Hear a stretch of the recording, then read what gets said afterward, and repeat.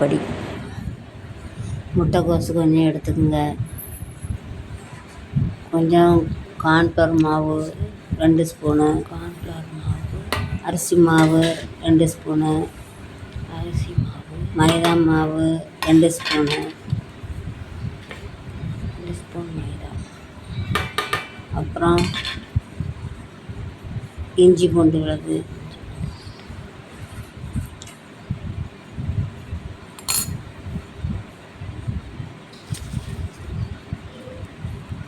கரம் மசாலா, மிளகாத்தூள்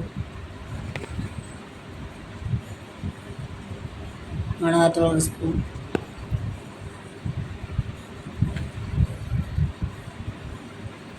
மல்லித்தூள் 1 ஸ்பூன்,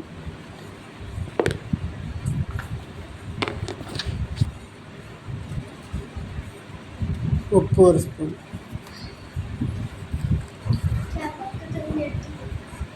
நல்லா தண்ணி ரொம்ப விடாமல் லைட்டாக பிசைஞ்சிக்கிட்டு நல்லா பிசைஞ்சி வச்சுக்கிடணும்.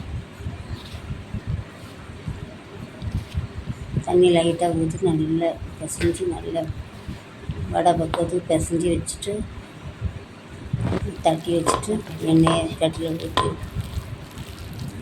ஊற்றி காய வச்சுட்டு கொஞ்சம் கொஞ்சமாக போட்டு நல்லா பொரித்து எடுக்கணும். பொரித்து நல்ல மொறுன்னு பொரித்து எடுத்துட்டு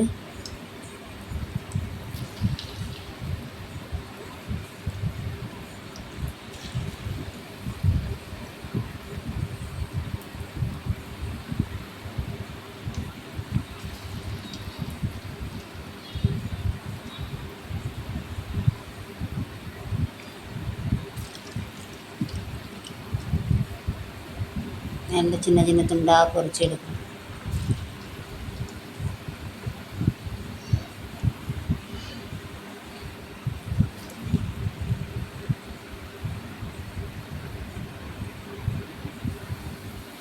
பொரித்து எடுத்துட்டு நல்லா மொறுன்னு வந்தால் எடுத்துடணும். எடுத்துட்டு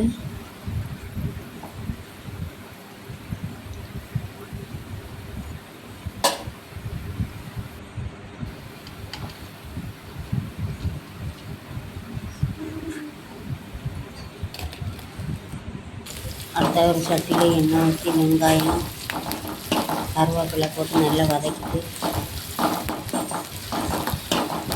கொஞ்சோண்டு இஞ்சி பூண்டு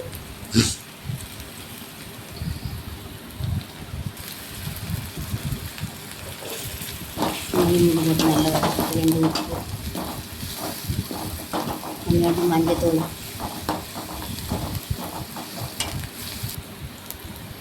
மஞ்சத்தூள்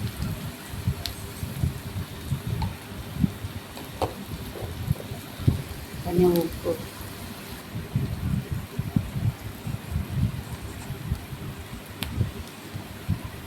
அதில் போட்டுக்கிறதுனால உப்பு நிறைய இருக்கும். அதில் கம்மியாக உப்பு போட்டுக்கணும். நல்லா வதக்கிட்டு கொஞ்சம் மிளகாத்தூள் 1 ஸ்பூன் மிளகாத்தூள், கொஞ்சோண்டு தக்காளி சாஸ், அந்த பாக்கெட் தான் இருந்துச்சு அது போட்டுட்டேன். நீங்கள் தக்காளி வேணால் அரைச்சி ஊற்றிக்கோங்க, இல்லை சாஸ் வாங்கி போட்டுக்கோங்க.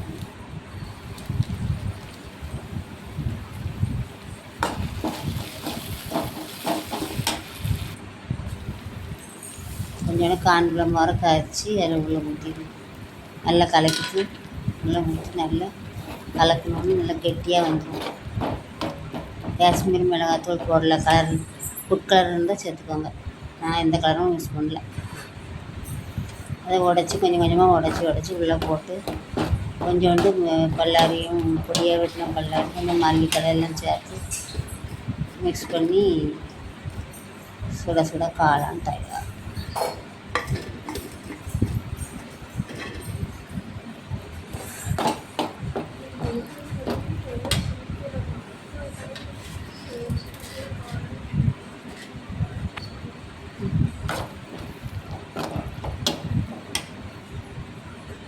சுட சுட காளான் சாப்பிட்டு பாருங்கள். டேஸ்ட்டு சூப்பராக